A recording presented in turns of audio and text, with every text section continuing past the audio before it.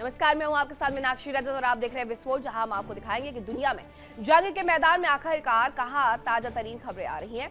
इसके साथ ही आपको बताएंगे कि किस तरीके से वो आपकी जिंदगी पर असर डालती है। और अब आपको खबरें विस्फोट में दिखाती हूँ। सबसे पहले ये बताती हूँ कि विस्फोट में आखिरकार वो कौन सी खबरें हैं जो आज हम आपके लिए लाए हैं। पहली खबर में हम चर्चा करने वाले हॉर्मुज को लेकर के, जहां से दुनिया की ऊर्जा गुजरती है। आज वही हॉर्मुज दुनिया की सबसे बड़ी चिंता बन गया है। एक अपाचे हेलीकॉप्टर, एक जवाबी हमला और फिर मिसाइलों की गूंज। ऐसा लग रहा है मानो मध्य पूर्व की धरती पर युद्ध की एक नई पटकथा लिखी जा रही है। जिस आग को कूटनीति बुझाने की कोशिश कर रही थी, वो आग अब और ज्यादा भड़कती नजर आ रही है। अमेरिका का दावा है कि उसका अपाचे गिराया गया है। ईरान आरोपों को सिरे से खारिज कर रहा है, लेकिन इन दावों और इनकारों के बीच में मिसाइलें चल रही है, ड्रोन उड़ रहे हैं और पूरी दुनिया सांस रोक करके हालात पर नजर बनाए हुए है। हॉर्मुज से उठी चिंगारी अब वाशिंगटन, तेहरान और पूरे मिडिल ईस्ट की सियासत को झुलसा रही है। क्या सिर्फ ये एक जवाबी हमला है या फिर किसी बड़े टकराव की शुरुआत है? आपको बताएंगे कि आखिरकार ग्राउंड जीरो पर पूरी कहानी क्या है। दूसरी खबर की चर्चा कर लेते हैं। एक तरफ ईरान और अमेरिका का तनाव है, दूसरी तरफ इजराइल और लेबनान युद्ध विराम की उम्मीदें तोड़ते हुए नजर आते हैं। मिसाइलें आसमान चीर रही हैं और सायरन की आवाजें पूरे इलाके में गूंज रही हैं। एक तरफ ईरान और उसके सहयोगी मोर्चा खोले हुए हैं, लेकिन दूसरी तरफ इजराइल लगातार जवाबी हमलों में जुटा हुआ है। डोनाल्ड ट्रंप तनाव रोकना चाहते हैं, लेकिन नेतन्याहू पीछे हटने के लिए तैयार नहीं दिख रहे।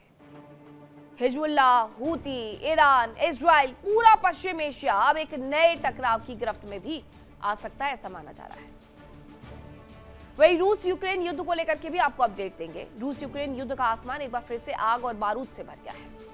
ड्रोन बनाम एयर डिफेंस की इस जंग में अब दाव पहले से कहीं ज्यादा बड़ा हो चुका है।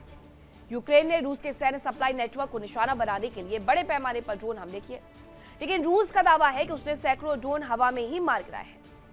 मॉस्को से लेकर खार्किव तक धमाकों की गूंज सुनाई दे रही है और युद्ध अब एक नए और खतरनाक मोड़ पर पहुंचता नजर आ रहा है। एक तरफ ड्रोन स्ट्राइक है और दूसरी तरफ मिसाइलों का जवाब। तो चलिए करते हैं शुरुआत। तो सबसे पहले आपको बताती हूं इस वक्त की बड़ी खबर यह है कि अमेरिका ने ईरान पर ताबड़तोड़ हमले कर दिए हैं। ईरानी हमले के दावे के बाद यूएस का भी एक्शन देखने को मिला है। हमले के बाद डोनाल्ड ट्रंप का बड़ा बयान सामने आया। उन्होंने कहा कि जवाब देना बहुत जरूरी था। अपाचे हेलीकॉप्टर जो कि कल गिरा दिया गया था, हालांकि दोनों ही पायलट सुरक्षित रहे। अमेरिका की तरफ से कहा गया था कि इस पूरे मामले की जांच की जा रही है, छानबीन के बाद ही ये पता चलेगा कि आखिरकार हुआ क्या था।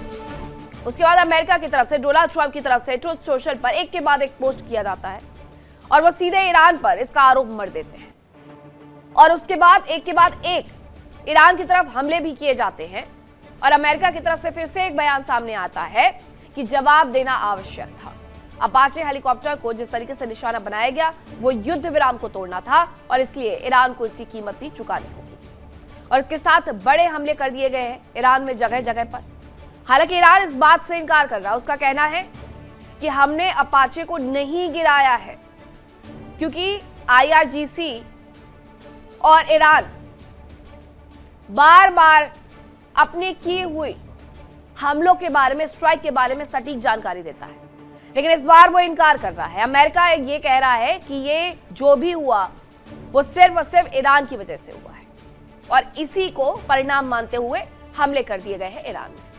मैं एक और खबर आपको बताती हूँ। खबर यह है कि मिडिल ईस्ट में तनाव के बीच बड़ी जानकारी आई है। अमेरिकी हमले के बाद मिडिल ईस्ट में हलचल बढ़ गई है। ये मिडिल ईस्ट में जो अमेरिकी हमले हुए उसके बाद हलचल तेज हो गई है। आईआरजीसी ने अमेरिका पर एक बड़ा आरोप भी मढ़ दिया है कि अमेरिका ने हमारे कई ठिकानों पर हमला किया। अमेरिका की सरकार युद्ध भड़काने वाली है। यह आईआरजीसी की तरफ से बयान जारी किया गया है।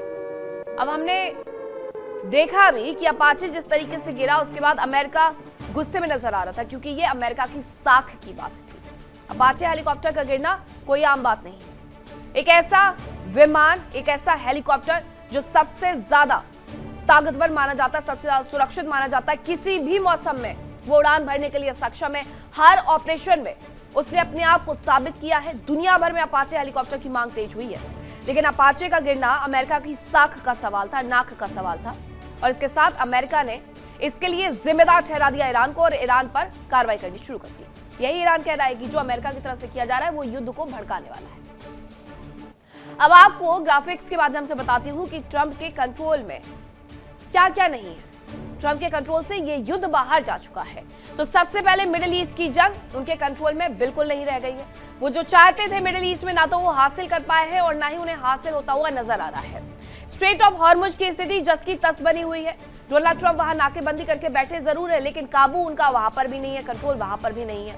ईरान के फैसले, उन्होंने सोचा था कि हम आएंगे, आयतुल्लाह अली खामनेई को मार गिराएंगे, वहां के रिजीम को परिवर्तित करेंगे और ईरान के लिए फैसले अमेरिका लेगा, जो कि नहीं हुआ है। दूसरी तरफ नेतन्याहू खोल करके ये कह रहे हैं कि अमेरिका तय नहीं करेगा कि ये युद्ध कब समाप्त होगा, बल्कि इजरायली डिफेंस फोर्स ये तय करेगी कि ये युद्ध कब समाप्त होगा। तो ऐसे में इजराइल भी उनके हाथ से निकला हुआ नजर आ रहा है, कंट्रोल से बाहर है। लेबनान में सीज फायर कराया गया, वाशिंगटन डीसी बार बार बुलाया गया, इजराइल को बुलाया गया, लेबनान को बुलाया गया, लेकिन उसका भी कोई नतीजा नहीं निकला। युद्ध की दिशा और अवधि लगातार बढ़ते जा रही है। इस पर भी डोनाल्ड ट्रंप अपना कंट्रोल खो बैठे हैं। ईरान के साथ परमाणु डील पर वो अपना कंट्रोल खो बैठे हैं। वो चाहते हैं कि 20 साल के लिए परमाणु कार्यक्रम पीछे धकेला जाए, लेकिन ईरान इसके लिए तैयार नहीं है। अमेरिकी सीनेटर जो कल तक उनके साथ खड़े हुए थे, लेकिन ईरान में जिस तरीके से उन्होंने युद्ध लड़ा है, अमेरिकी सीनेटर भी उनकी पार्टी के नेता तक उनका साथ छोड़ते हुए नजर आ रहे हैं। उनके खिलाफ जाकर के वोट कर रहे हैं इस युद्ध को रुकवाने के लिए। दुनिया में दादागिरी और दबदबा डोनाल्ड ट्रंप का कम हो गया है इस युद्ध के साथ। जिस पर कभी अमेरिका सुपर पावर का कंट्रोल हुआ करता था, वो जो चाहता था उस देश में वो करवा सकता था, आज वो सिरे से नकार दिए गए हैं। वैश्विक तेल बाजार पर अपना कंट्रोल डोनाल्ड ट्रंप खो चुके हैं, उस पर भी उनका कोई कंट्रोल नहीं है। रूस के पुतिन अपनी रणनीति बना रहे हैं, डोनाल्ड ट्रंप से मुलाकात करने की इच्छा है। डोनाल्ड ट्रंप से मुलाकात, और इसके साथ साथ डोनाल्ड ट्रंप ने ये बता दिया है कि हम जो चाहते हैं वो पुतिन भी नहीं करेंगे। पुतिन को रोकने के बहुत प्रयास किए, शी जिनपिंग से जाकर के मुलाकात कर ली, वर्ल्ड ऑर्डर में अपने आप को साबित करने की कोशिशें भी युद्ध के दौरान की गई, लेकिन शी जिनपिंग पर भी कौन सा उनका कंट्रोल रहा है। अब आपको आगे की कहानी विस्तार से बताएंगे, लेकिन आपको हम ईरान के कुछ प्रमुख द्वीपों के बारे में बता देते हैं, ताकि आप समझ पाए कि केशम द्वीप आखिरकार इतना महत्वपूर्ण क्यों है और बार बार अमेरिका की तरफ से ईरान के इन द्वीपों पर ही हमला क्यों किया जा रहा है। तो समंदर में ईरान का जो पावर सेंटर है वो है ये कुछ द्वीप, जिसमें खार्ग द्वीप है, जहां से सबसे ज्यादा तेल लोडिंग का काम होता है। केशम द्वीप की भी वही स्थिति है, ये हॉर्मुज के बिल्कुल निकट है। लेजर टुनब, जिस पर यूएई की तरफ से दावा किया जाता है, और ग्रेटर टुनब, इस पर भी यूएई की तरफ से। अबू मूसा, ये 3 ऐसे द्वीप है जिन पर दावा किया जाता है यूएई की तरफ से, लेकिन इस पर ईरान अपना दबदबा साबित कर चुका है, और इसी वजह से कहीं ना कहीं यूएई के साथ लेजर टुनब, ग्रेटर टुनब और अबू मूसा को लेकर के दोनों के बीच में खटास देखने को मिलती है। केश, फारूर, सीरी, लारक द्वीप, ग्रेटर टुनब, हॉर्मुज, ये तमाम ऐसे द्वीप हैं जो कि ईरान के लिए पावर सेंटर है, जहां पर तेल का प्राकृतिक भंडार है। कभी यहां से तेल लोडिंग का काम किया जाता है, तो कभी एक दिन में सबसे ज्यादा तेल लोडिंग की क्षमता किसी द्वीप पर मिलती है।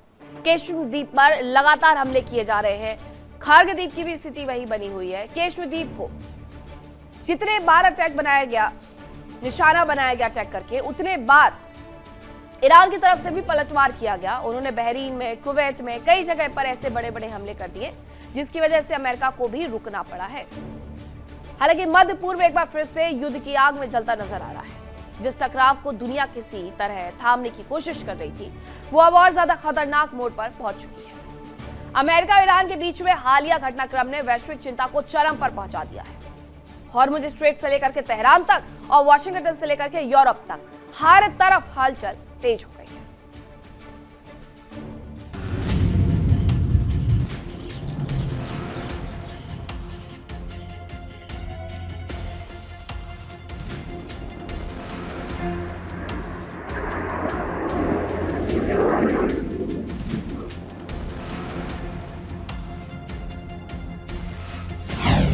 मिडिल ईस्ट फिर बारूद के ढेर पर हुआ खड़ा। हॉर्मुज से उठी चिंगारी वॉशिंगटन तक पहुंची। अपाचे गिरा या गिराया गया, युद्ध का नया रहस्य। अमेरिका का पलटवार, ईरान पर मिसाइल स्ट्राइक।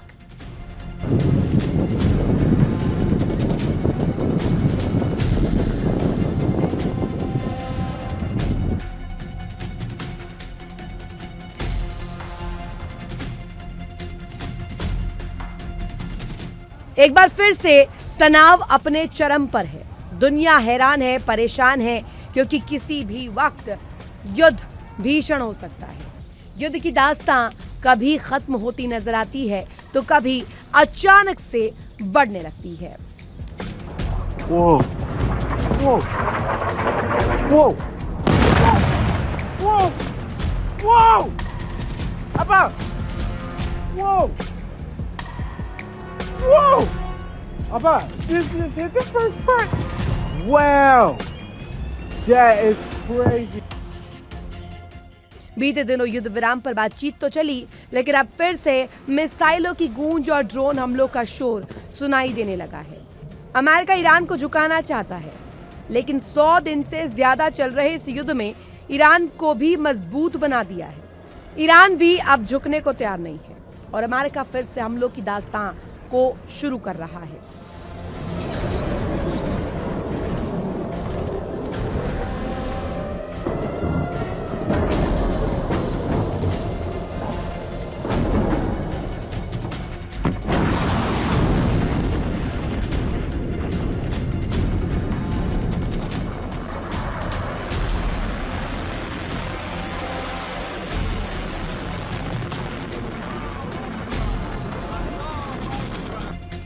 सूत्रों और सैन्य दावों के मुताबिक स्ट्रेट ऑफ हॉर्मूज के पास एक अमेरिकी AH-64 अपाचे हेलीकॉप्टर के गिरने के बाद हालात तेजी से बदल गए। अमेरिका का आरोप है कि इस घटना के पीछे ईरान का हाथ है। हालांकि तेहरान ने इन आरोपों को पूरी तरह खारिज कर दिया। इसी घटना के कुछ घंटों बाद अमेरिकी सेना ने ईरान के कई ठिकानों पर जवाबी कार्रवाई शुरू की।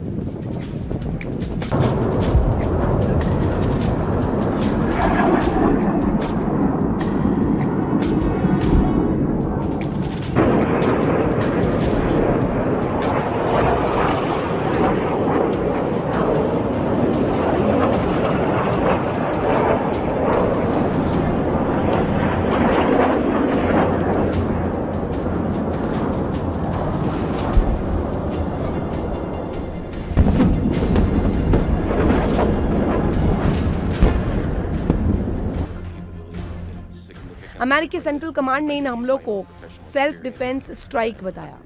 उनका कहना है कि यह कार्रवाई प्रोपोर्शनल जवाब के तौर पर की गई और यह आदेश तत्कालीन अमेरिकी नेतृत्व की मंजूरी के बाद लागू हुआ। रिपोर्ट्स के अनुसार ये सैन्य कार्रवाई वॉशिंगटन समय के मुताबिक शाम 5 बजे के आसपास शुरू हुई। इस पूरे घटनाक्रम ने वैश्विक स्तर पर चिंता बढ़ा दी है।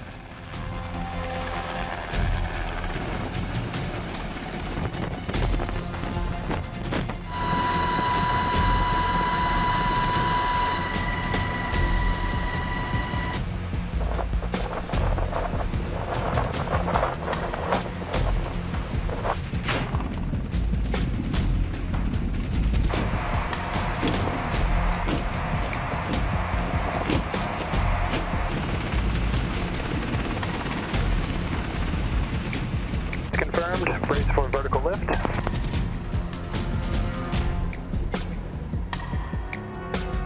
यूरोपियन यूनियन और संयुक्त राष्ट्र की ओर से स्थिति पर गहरी नजर रखने की बात कही गई। तेहरान ने साफ कर दिया कि वो इस हमले को बिना जवाब के नहीं छोड़ेंगे। ईरान की ओर से कहा गया कि अगर हमले जारी रहे तो जवाब और गंभीर होगा। इस बयान ने तनाव को और बढ़ा दिया है और एक बड़े क्षेत्रीय संघर्ष की आशंका को हवा दे दी है। सुरक्षा विशेषज्ञों का मानना है कि अगर ये टकराव और बढ़ा तो इसका असर सिर्फ 2 देशों तक सीमित नहीं रहेगा।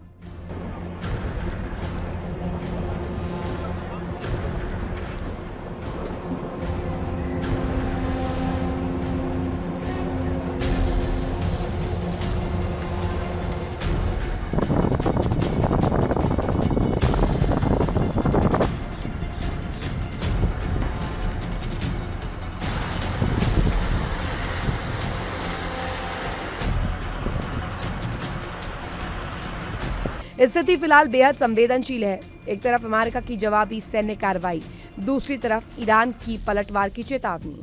दुनिया एक बार फिर से उस मोड़ पर खड़ी है जहां जरा सी चिंगारी किसी बड़े संघर्ष की आग में बदल सकती है। हॉर्मूज की लहरों से उठी यह आग अब सिर्फ 2 देशों तक सीमित नहीं, ये पूरी दुनिया के लिए चिंता का कारण बन चुकी है। Bureau report, India daily.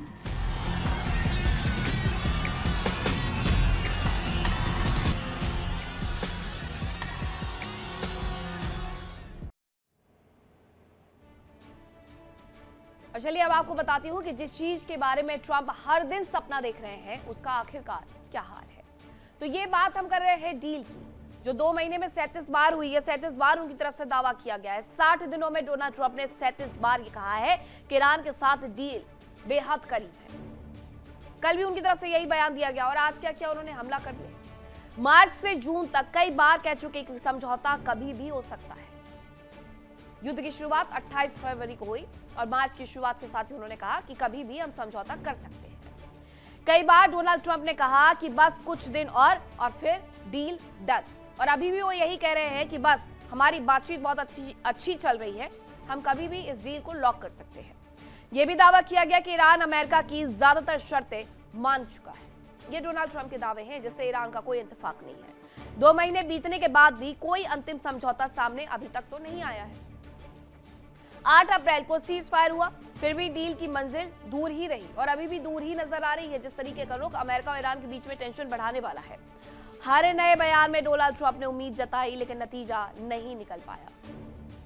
दूसरी तरफ ईरान ने कई मौकों पर अमेरिकी दावों से अलग रुख दिखाया। उनकी तरफ से यह कहा गया कि हम अपनी जिन शर्तों पर बातचीत करने के लिए राजी हुए उन्हीं शर्तों पर हम आगे बढ़ने वाले हैं। अमेरिका ये कहता है कि हमारी बातचीत हो गई है ईरान से और ईरान मान गया है, लेकिन ईरान इनकार कर देता है। अब ट्रंप के लगातार दावों की विश्वसनीयता पर सवाल भी उठने लगे हैं कि डोनाल्ड ट्रंप जो ये 2 महीने के भीतर 37 बार दावा कर चुके हैं, उसके बाद आखिरकार कब उन पर भरोसा किया जाए। पूरी दुनिया ये जानना चाहती है, दुनिया भर में विश्वास खो बैठे हैं वो अपना। अगर डील इतनी करीब थी तो 60 दिन बाद भी ये समझौता क्यों नहीं हो पाया? पूरी दुनिया ये सवाल पूछ रही है कि अगर इतनी ज्यादा करीब थे आप तो क्यों नहीं हो पाया ये समझौता। वे ईरानी मीडिया के हवाले से एक और बड़ी खबर आ रही है, उसका मैं रुक करती हूँ। खबर आ रही है ईरानी मीडिया के हवाले से। अब ईरानी मीडिया के हवाले से बताया ये जा रहा है कि उप विदेश मंत्री का बयान आया है ईरान की, और ये तमाम जो दावे चल रहे हैं, तमाम जो हमले चल रहे हैं, उससे लेकर के उनका कहना है कि तेहरान का हेलीकॉप्टर गिराने में कोई हाथ नहीं था। ईरान ने डोनाल्ड ट्रंप के दावे को सिरे से खारिज कर दिया है और ये पहले भी मैंने आपको बताया था शुरुआत में कि ईरान की तरफ से ये कह दिया गया है कि उसकी तरफ से कोई हमला नहीं किया गया, उसकी तरफ से अपाचे हेलीकॉप्टर को नहीं गिराया गया है। लेकिन डोनाल्ड ट्रंप को जो मानना था उन्होंने माना और उसके बाद तेहरान की तरफ अपनी तोपों का मुंह मोड़ दिया और बार बार वहां पर हमले करके उस जगह को फिर से दहलाने का काम शुरू कर दिया। उसके बाद हुआ क्या, ईरान की तरफ से भी पलटवार कर दिए गए। बहरीन में उसने जगह जगह पर अमेरिका के जो भी सैन्य बेसिस बने हुए हैं वहां पर उसने हमला कर दिया। ईरानी मीडिया के हवाले से ये दावा कर दिया गया है कि विदेश मंत्री कह रहे हैं कि हमने कोई हमला अपाचे हेलीकॉप्टर पर नहीं किया है। वहीं तनाव के बीच में इस वक्त की एक और बड़ी खबर आ रही है कि हिजाज रेलवे फिर से जिंदा हुआ है। हिजाज रेलवे को एक बार फिर से शुरू करने पर मुहर लग गई है। यूरोप को मिडिल ईस्ट से ये नेटवर्क जोड़ेगा, ये जानकारी मिल रही है। तो ये खबर है कि तनाव के बीच में हिजाज रेलवे स्टेशन एक बार फिर से शुरू किया जाएगा और हिजाज रेलवे को फिर से शुरू करने पर मुहर लगी है। यूरोप और मिडिल ईस्ट को ये हिजाज नेटवर्क जोड़ने वाला है। ये इसकी तस्वीरें हैं। हालांकि ये सब अरबी में लिखा हुआ है, लेकिन ये पूरा रूट बताया गया है कि ये ईरान से लेकर के कैसे यूरोप तक जाएगा। और अगर ये शुरुआत हो जाती है तो इसके साथ जो हॉर्मुज पर निर्भरता है वो यहां से थोड़ी कम हो जाएगी। हॉर्मुज से 20% का तेल गैस आयातित होता है एशिया से लेकर के यूरोप तक, लेकिन इस सब के बीच में सप्लाई पूरी तरीके से ठप पड़ गई है। लेकिन ये हिजाज रेलवे का काम जैसे ही पूरा होगा, ये आगे रूट जैसे ही बढ़ेगा यूरोप तक जाएगा, उसके साथ साथ हॉर्मुज पर निर्भरता कम हो जाएगी और इस तरीके से यूरोप तक सप्लाई करने में मिडिल ईस्ट को आसानी भी हो जाएगी। तो मिडिल ईस्ट एक बार फिर से युद्ध की आग में जलता नजर आ रहा है। हॉर्मुज स्ट्रेट से शुरू हुआ ये तनाव अब सीधे सैन्य टकराव में बदल चुका है। एक तरफ ईरान के बड़े हमले का दावा है, दूसरी तरफ अमेरिका की जवाबी कार्रवाई है और इन सब के बीच में खाड़ी देश अब हाई अलर्ट पर है। ईरान की IRGC ने दावा कर दिया है कि उसने बहरीन, कुवैत, जॉर्डन में मौजूद अमेरिकी सैन्य ठिकानों पर ड्रोन और बैलिस्टिक मिसाइलों से एक बड़ा हमला कर दिया है।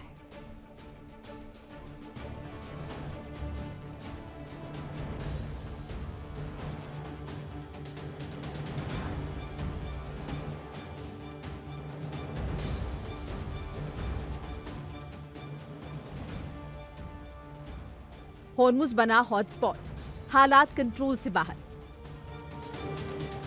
मिसाइल्स बोली, कूटनीति खामोश। ड्रोन अटैक से हिला मिडिल ईस्ट।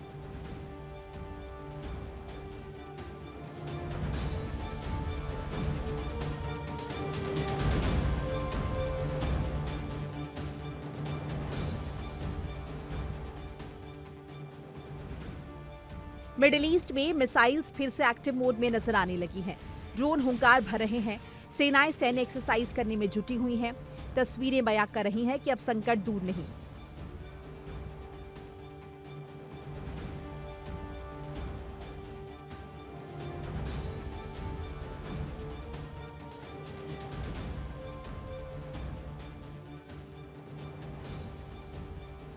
एक आदेश और हर तरफ भीषण युद्ध की आग। चिंगारी किसी भी वक्त भड़क सकती है। अमेरिका एक के बाद एक धमकी देकर ईरान को चेतावनी देना चाहता है, लेकिन ईरान इस जंग में आर पार के मूड में है। इस पूरे संकट की शुरुआत हुई हॉर्मुज़ स्ट्रेट में उस घटना से जिसमें एक अमेरिकी अपाचे हेलीकॉप्टर को गिराए जाने की खबर सामने आई।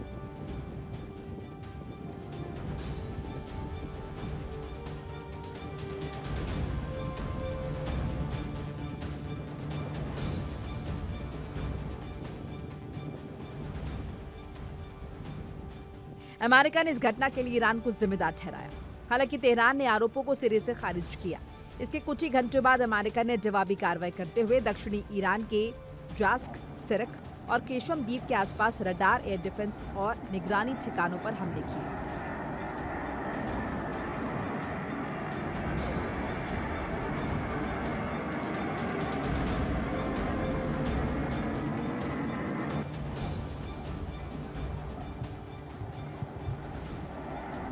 अमेरिकी कार्रवाई के बाद हालात तेजी से बिगड़ते चले गए और क्षेत्र में युद्ध जैसी स्थिति बन गई।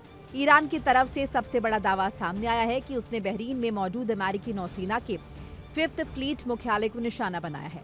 IRGC के मुताबिक तड़के तकरीबन 2:30 बजे ड्रोन और बैलिस्टिक मिसाइल से हमला किया गया।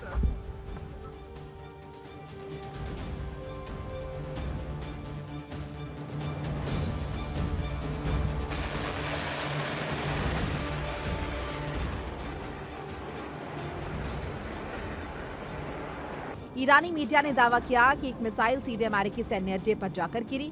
हमले के बाद बहरीन में हालात तनावपूर्ण हो गए। लोगों से सुरक्षित स्थानों पर जाने की अपील की गई। स्थानीय सूत्रों के अनुसार बहरीन में 16 से ज्यादा धमाकों की आवाज सुनी गई। हालांकि अमेरिकी पक्ष ने अभी तक किसी बड़े नुकसान की आधिकारिक पुष्टि नहीं की है।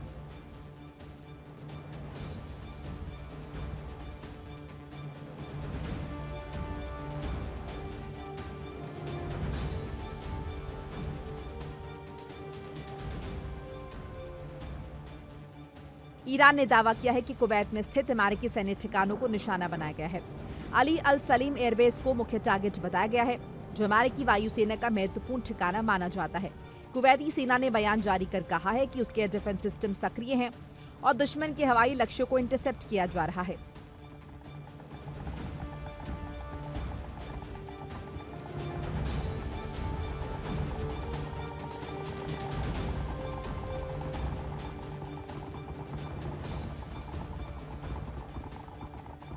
इस पूरे घटनाक्रम का असर अब वैश्विक स्तर पर दिखाई दे रहा है। तेल की कीमतों में अस्थिरता की आशंका बढ़ गई है। शिपिंग रूट्स पर खतरा मंडरा रहा है, खासकर हॉर्मुज़ स्ट्रेट में।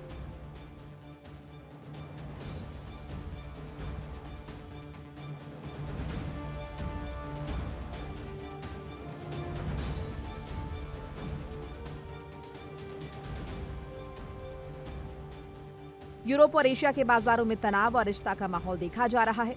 गौर करने वाली बात यह है कि कुछ ही दिन पहले अमेरिका ने इजरायल और ईरान दोनों से हमलों को रोकने और तनाव कम करने की अपील की थी।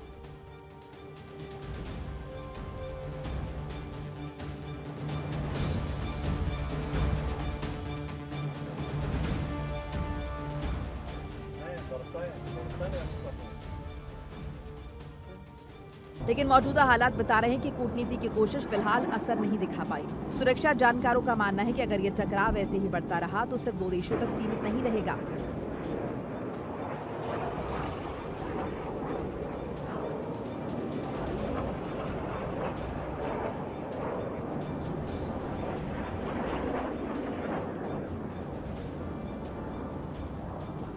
फिलहाल हालात बेहद नाजुक हैं। एक तरफ मिसाइल हमले, दूसरी तरफ जवाबी कार्रवाई और बीच में पूरी दुनिया सांस रोककर देख रही है। हॉर्मुज़ से उठी आग अगर फैली तो इसका असर सिर्फ क्षेत्रीय नहीं बल्कि वैश्विक हो सकता है।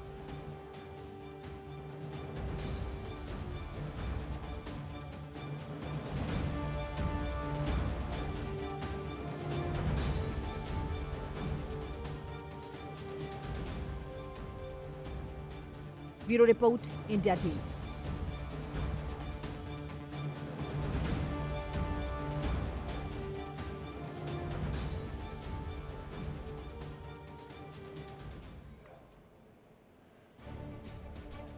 एक तरफ ईरान और अमेरिका के बीच में तनाव देखने को मिल रहा है, दूसरी तरफ इजराइल और ईरान के बीच में भी इसी तरीके का तनाव देखने को मिला, जिसकी वजह से बमबारी भी हुई। इसे लेकर के नेतन्याहू से फोन पर डोनाल्ड ट्रंप ने बातचीत भी की। अब उस बातचीत के कुछ अंश निकल करके सामने आए हैं। क्या कुछ बातचीत हुई वो मैं आपको बताती हूँ। तो ये कहा गया ईरान और इजराइल के हमले के बाद ट्रंप ने जो फोन पर बातचीत की, उसमें नेतन्याहू को ट्रंप ने दो टूक चेतावनी देते हुए कहा है कि संयम बरतना चाहिए। संयम बरतने की चेतावनी और नसीहत दोनों उनकी तरफ से दे दी गई है। ट्रंप की चिंता जाहिर है कि क्षेत्रीय संघर्ष और बड़ा रूप ना ले इसलिए उनकी तरफ से ये कहा गया है कि सोच समझकर आप अपना स्टेप लीजिए। हमला जारी रखोगे तो अकेले पड़ जाओगे। डोनाल्ड ट्रंप ने सीधे नेतन्याहू को यह चेतावनी भी दे दी कि हम आपका साथ छोड़ देंगे अगर आपको अपने हिसाब से चलना है। सैन्य कार्रवाई के साथ साथ कूटनीति को भी मौका मिलना चाहिए। उन्होंने कहा था कई बार डोनाल्ड ट्रंप ने कि हमारी जो सैन्य रणनीति थी वो हमने मिडिल ईस्ट में पूरी कर ली है, अब कूटनीति की बात है। और यही बात वो नेतन्याहू को फोन पर समझाते हुए नजर आए हैं। ईरान के साथ बातचीत की संभावनाओं को बचाए रखना हमारी प्राथमिकता है, ये उनकी तरफ से कहा गया। हालांकि वो बात अलग है कि ये तमाम बातचीत होने के बावजूद उनकी तरफ से ही हमला कर दिया गया ईरान के ऊपर। ट्रंप नहीं चाहते शांति वार्ता पूरी तरीके से पटरी से उतर जाए, इसीलिए वो नेतन्याहू को फोन पर ये सब कुछ समझाते हुए नजर आए। हालांकि इस बातचीत की वजह से प्रयास जो किया गया उसकी वजह से इजराइल और ईरान के बीच में ये संघर्ष रुका भी।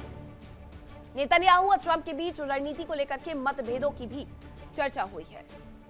चर्चाएं हुई, नसीहत दी गई, लेकिन ढाक के 3 पात वाली स्थिति बनी रही। ये इसलिए बनी रही ढाक के 3 पात वाली स्थिति क्योंकि डोनाल्ड ट्रंप एक तरफ तो ईरान को समझा रहे थे, लेकिन दूसरी तरफ हुआ क्या, डोनाल्ड ट्रंप ने जाकर के ईरान पर ही हमला कर दिया। तो ये पूरी स्थिति बनी हुई है। अब एक और खबर आ रही है इस युद्ध से जुड़ी हुई, वो भी आपको बता देते हैं। हर दिन कुछ ना कुछ नया होते जा रहा है। अब IRGC की तरफ से जारी किया गया है हमले का एक वीडियो। इस वीडियो में अमेरिकी ठिकानों पर हमले के बारे में जानकारी दी गई है, उससे जुड़ा हुआ ये वीडियो जारी किया गया है। ईरान का पलटवार कैमरे में कैद हुआ है। जो ईरान के ऊपर हमले हो रहे हैं उसके बाद यही पलटवार ईरान भी कर रहा है, अमेरिकी ठिकानों को निशाना बना करके। कुवैत में, बहरीन में ये हमले किए गए हैं। तो ये स्थिति बनी हुई है। IRGC की तरफ से बयान भी आ रहे हैं। उनकी तरफ से कहा गया कि उन्होंने अपाचे पर अटैक नहीं किया, अपाचे को नहीं गिराया। डोनाल्ड ट्रंप ने इस बात पर भरोसा नहीं किया। डोनाल्ड ट्रंप ने सीधे हमले करने शुरू कर दिए और हमले करने के बाद ईरान ने पलटवार करना शुरू कर दिया। बहरीन और कुवैत को उसने निशाना भी बना लिया है। वही पश्चिमी एशिया एक बार फिर से युद्ध की आग में झुलसता दिख रहा है। अप्रैल में लागू हुआ युद्ध विराम अब टूट चुका है और हालात तेजी से नियंत्रण से बाहर होते नजर आ रहे हैं। ईरान और इजराइल के बीच में सीधे सैन्य टकराव ने पूरे क्षेत्र को दहशत में डाल दिया है। एक तरफ अमेरिका ईरान से बदला लेना चाहता है, दूसरी तरफ इजराइल हिजबुल्लाह को माफ नहीं करना चाहता। वो लगातार हिजबुल्लाह पर बम गोले बरसा रहा है और डोनाल्ड ट्रंप के लाख मना करने के बाद भी नेतन्याहू अपनी मनमानी कर रहे हैं। कैसे अमेरिका और इजराइल के बीच में अब तनातनी चल रही है, इस रिपोर्ट में देखिए।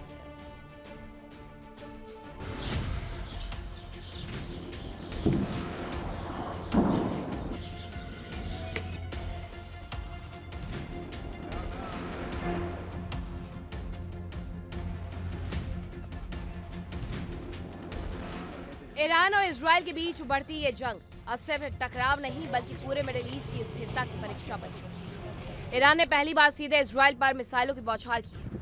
इन हमलों के बाद इजराइल ने भी तत्काल जवाबी कार्रवाई की।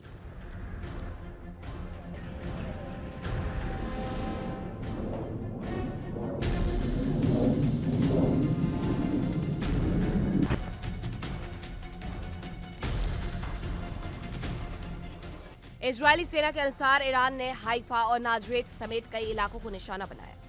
हालांकि IDF ने दावा किया है कि उसके एयर डिफेंस सिस्टम ने अधिकांश मिसाइलों को इंटरसेप्ट कर लिया।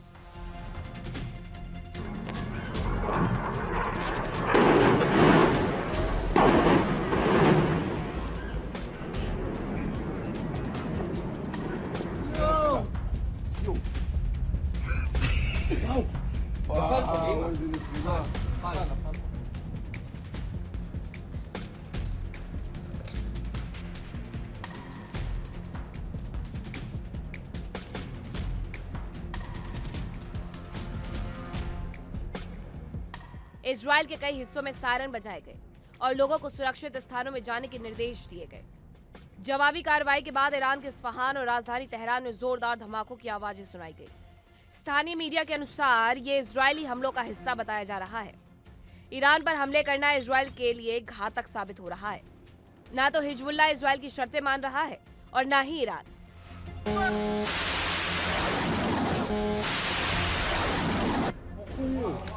¿Descansaste en el papel? ¿Qué? Ponemos teléfono.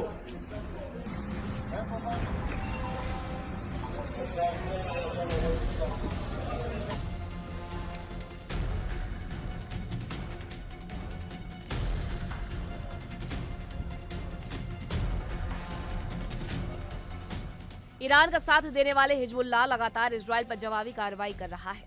Yemen में हूती बलों ने इजरायल के लक्ष्यों पर मिसाइल हमला करने की घोषणा की और लाल सागर से गुजरने वाले सभी इजरायली जहाजों पर प्रतिबंध लगा दिया। الله اكبر تمطر طلعنا بالاسعاف من هون رحنا على الغاره ضربوا محل الاسعافات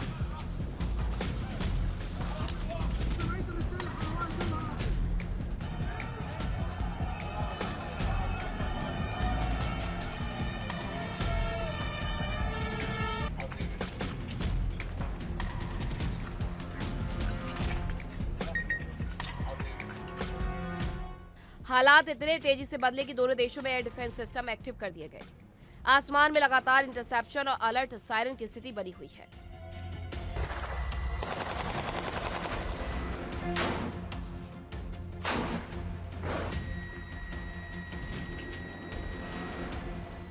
इस बढ़ते तनाव के बीच अमेरिका के राष्ट्रपति डोनाल्ड ट्रंप ने इजरायली प्रधानमंत्री बेंजामिन नेतन्याहू से सीधे फोन पर बातचीत की। ट्रंप ने अपील की कि जवाबी हमलों को रोका जाए और स्थिति को और न बढ़ाया जाए।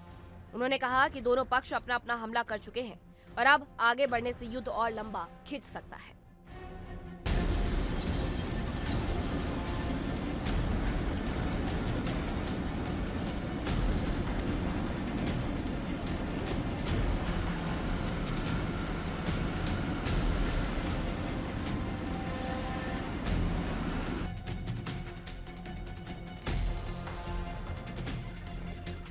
ट्रंप ने ईरान को भी संदेश दिया कि अब वक्त है बातचीत की मेज पर लौटने का। ईरान ने साफ कर दिया कि उसका रुख अब और सख्त होगा, लेकिन नेतन्याहू है कि वो किसी की भी बात नहीं सुन रहे।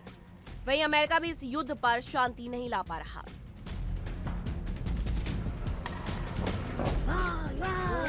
چجوری میزنن؟ واو این همه اینا هاردور میکنن دفعه میزنن درب و داغونشون میکنن.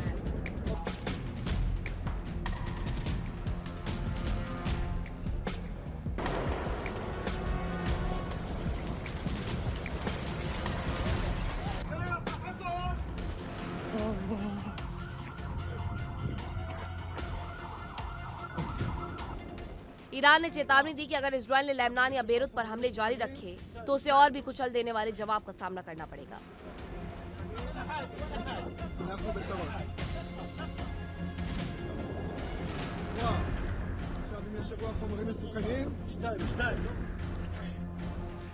फिलहाल हालात बेहद संवेदनशील बने हुए हैं।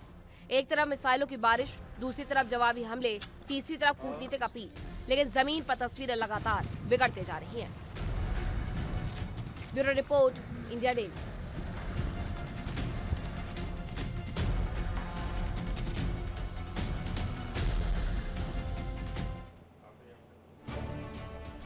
और चलिए अब आपको कुछ तस्वीरें दिखा देती हूँ जो कि IRGC की तरफ से जारी की गई हैं, जिसमें उनकी तरफ से ये दिखाया गया है कि आखिरकार किस तरीके से उन्होंने हमला किया है। तो उनकी तरफ से कुछ इस तरीके से हमला किया गया है जिसमें तमाम तस्वीरें लगाई गई हैं अयतुल्ला अली खामेनी से लेकर के, और इसके बाद उनकी तरफ से ये मिसाइल अटैक किया गया है बहरीन पर, कुवैत पर, जॉर्डन पर, जहां पर अमेरिकी सैन्य ठिकाने हैं। और ये अटैक इसलिए उन्हें करना पड़ा है क्योंकि अमेरिका की तरफ से ईरान में कई जगहों पर हमले किए गए हैं। उसके बाद IRGC ने भी उसी प्रक्रिया को आगे बढ़ाते हुए अमेरिकी सैन्य बेसिस पर हमले किए और उससे जुड़ा हुआ ये वीडियो उनकी तरफ से साझा किया गया है, जिसमें वो बता रहे हैं कि पलटवार हमने भी कर दिया है, अगर हमारे ऊपर हमला किया गया है तो उसका बदला हम भी लेंगे। और यही उनकी तरफ से स्थिति पूरी बनी हुई है। इन तस्वीरों के माध्यम से, वीडियो के माध्यम से उन्होंने इसे दुनिया भर के सामने रखा है। इसलिए मैंने कहा था कि जब भी कोई बड़ा हमला किया जाता है तो वो इस बात को स्वीकार करते हैं कि हमने वो हमला किया है, लेकिन अपाचे के मामले में उन्होंने इस बात से इनकार कर दिया कि हमने कोई हमला नहीं किया अपाचे पर। बावजूद इसके अमेरिका ने माना नहीं, ईरान पर हमले कर दिए। ईरान ने इस तरीके से पलटवार कर दिया जो आप तस्वीरों में देख रहे हैं। तो ये पूरी मिडिल ईस्ट की स्थिति अभी भी बनी हुई है। एक तरफ इजराइल लेबनान मोर्चा खुला हुआ है, दूसरी तरफ ईरान और अमेरिका का मोर्चा कुछ वक्त के लिए जरूर समाप्त हुआ था, लेकिन एक बार फिर से वहां पर भी आग लगी हुई नजर आ रही है। अब आगे बात करेंगे रशिया यूक्रेन की। हर गुजरते दिन के साथ ये वॉर भी प्रचंड होते जा रही है। खबर ये आ रही है कि यूक्रेन के ज़ेपोरिज्जिया में बड़ा ड्रोन अटैक किया गया है।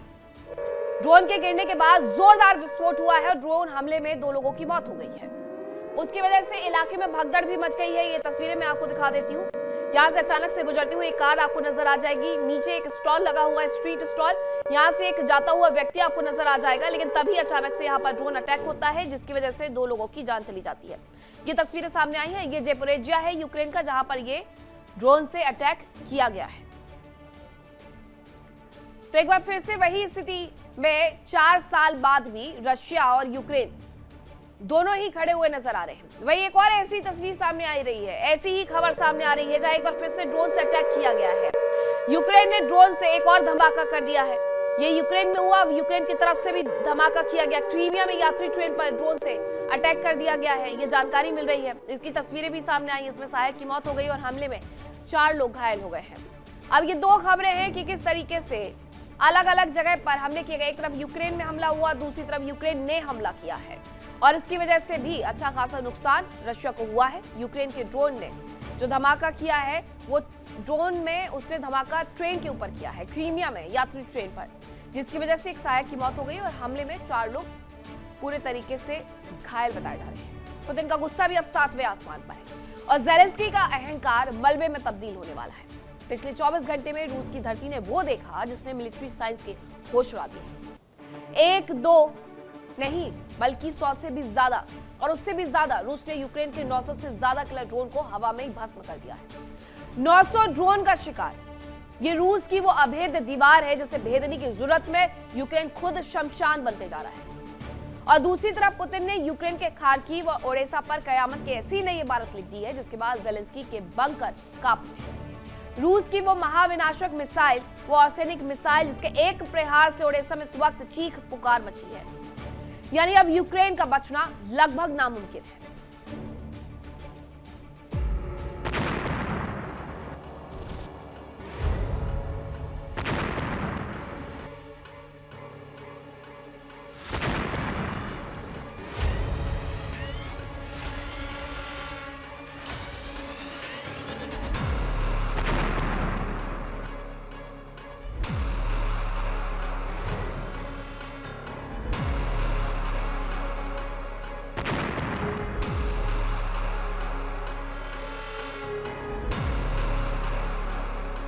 ये युद्ध नहीं, यूक्रेन की सेना की आत्मघाती जिद है।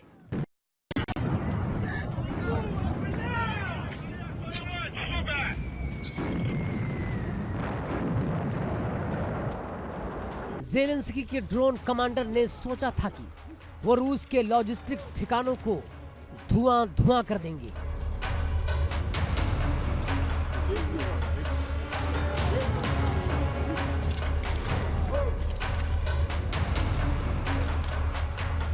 यूक्रेन ने रूस के अहम मिलिट्री सप्लाई रूट्स को काटने के लिए ड्रोनों की एक पूरी फौज हवा में उतार दी, लेकिन पुतिन के एयर डिफेंस सिस्टम ने वो कर दिखाया जिसकी कल्पना नेटो ने भी नहीं की थी।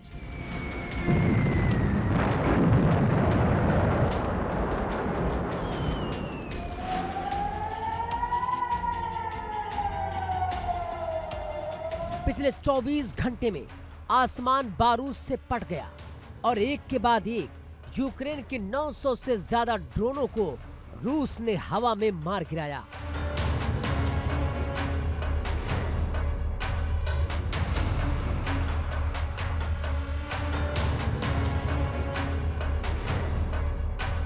यूक्रेन ने दावा किया कि उसने रूस के कुछ मिलिट्री सप्लाई ठिकानों को चोट पहुंचाई है, लेकिन सच ये है कि रूस के इस पलटवार ने यूक्रेन के ड्रोन नेटवर्क की रणनीतिक हमलों की ये जंग अब उस मोड़ पर पहुंच चुकी है जहां ज़ेलेंस्की के तरकश के सारे तीर खत्म हो रहे हैं और पुतिन का बारूद नया इतिहास लिख रहा है।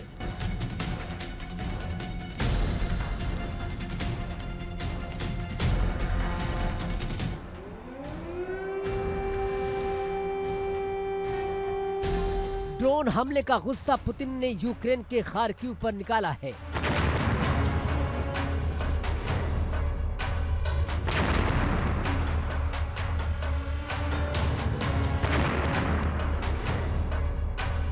उत्तर पूर्वी यूक्रेन का वो इलाका जो रूसी सीमा से सटा है, वहां रूसी तोपों और मिसाइलों ने ऐसा तांडव किया कि रिहायशी इलाके शमशान नजर आने लगे।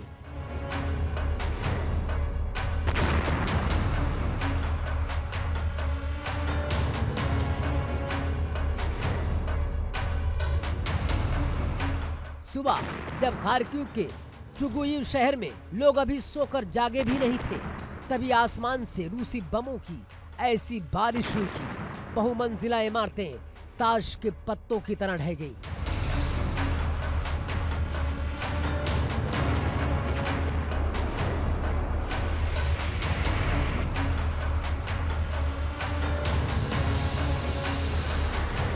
इस भीषण हमले में एक महिला समेत 4 नागरिकों की मौत हो गई, जबकि पूरा इलाका मलबे के ढेर में तब्दील हो गया।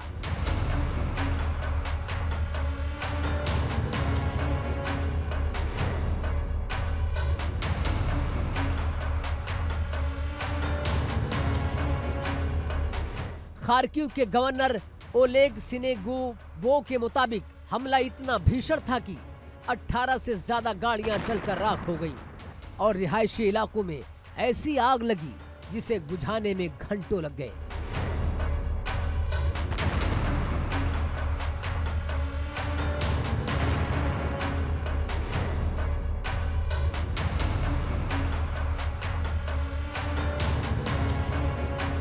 संयुक्त राष्ट्र के आंकड़े गवाही दे रहे हैं कि 2022 से अब तक 15,850 से ज्यादा यूक्रेनी नागरिक मारे जा चुके हैं, जबकि घायल होने वालों की संख्या 44,000 को पार कर चुकी है। लेकिन पुतिन को अब किसी अंतर्राष्ट्रीय कानून की परवाह नहीं। उनका मकसद सिर्फ एक है, यूक्रेन का मुकम्मल सरेंडर।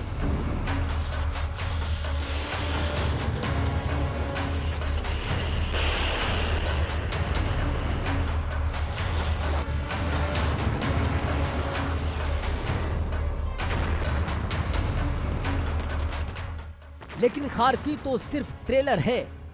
असली फिल्म तो ओडिशा में चल रही है, जहां रूस की सबसे रहस्यमयी और सबसे घातक मिसाइल ओरेशनिक ने कदम रख दिया। और विस्फोट मैच के लिए इतना ही। कल फिर होगी मुलाकात कुछ नई खबरों के साथ। फिलहाल रुक रहे से ब्रेक के लिए, कहीं मत जाइएगा। खबरों का सिलसिला लगातार जारी है। इंडिया डेली अब आपके स्मार्ट टीवी पर भी मौजूद है। देखिए इंडिया डेली 24/7 अब आपके स्मार्ट टीवी पर। इंडिया डेली मौजूद है सभी डिजिटल प्लेटफॉर्म पर लाइव और लगातार। इंडिया डेली 24/7 हर दिन राष्ट्र को समर्पित।